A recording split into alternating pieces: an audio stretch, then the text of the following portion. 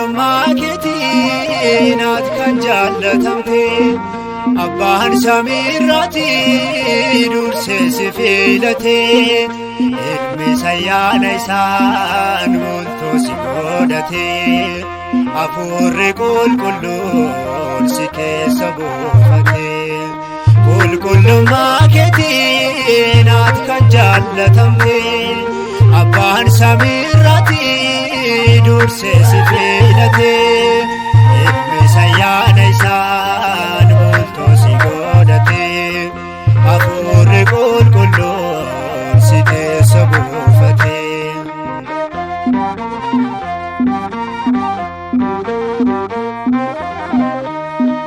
Ayyaana qabeetti siin jedhuu dhalootni ulfina siif laatu maqaa kee waamuni ati qulqullittiidha mudaa kan hin qabne firii sirraa argameen jireenya arganne qulqullummaa keetiin ati kan jaallatamte abbaan samiirraatii dursee si filate ilmi ayyaana isaan bultoo si godhate hafuurri qulqulluun si keessa buufate.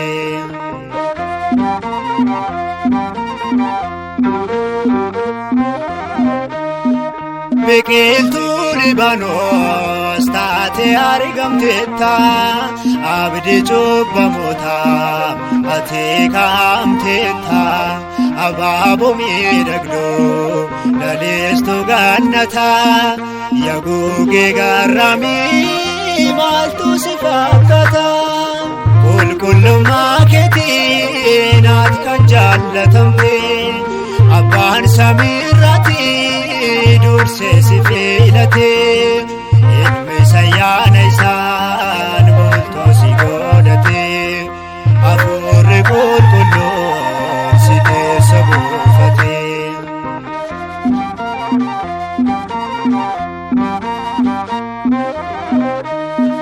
Dubartootni jiru gaarii kan godhani jalaala Waaqayyoo qobsaan bitamuni kan kee garuu addaa isaan irra caalta yaa Maariyaamati shittoorra urgoofta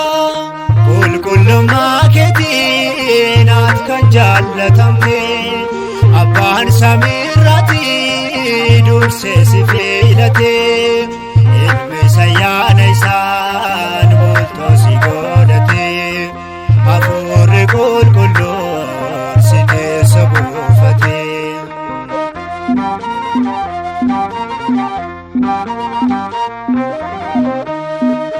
Oole Aroonidha ati kan laliste ifa aduu jaalaa atiftee argamte Maariyaam filamteetta kasoomina keetii bultoo ilmaa taatee fedha Waaqayyooti qulqullummaa keetiin ati kan jaallatamte abbaan samiirraatii dursee si filate ilmi ayyaana isaan bultoo si godhate hafuurri qulqulluun si keessa buufate qulqullummaa keetiin ati kan jaallatamte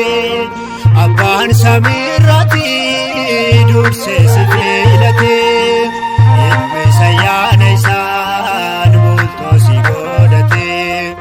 hafuurri qulqulluun si keessa buufate.